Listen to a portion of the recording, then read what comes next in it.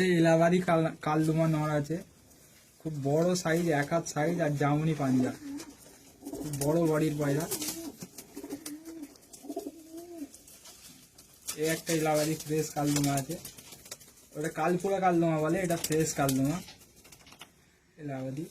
এরও জামুনি পাঞ্জা আর একদম দেশি পায়রা খুব কম পাওয়া যায়, এরম তারা পায়রা সব বড় বড় সাইজের, 1 হাত সাইজের পায়রা, টপ কোয়ালিটির। এটা কালা সবুজ পায়রা আছে, কালা সবুজ বলে, চোখ সাদা একদম ধবধবে, ঠিক আছে, একদম জামুনি, সব জামুনি পাঞ্জাব পায়রা।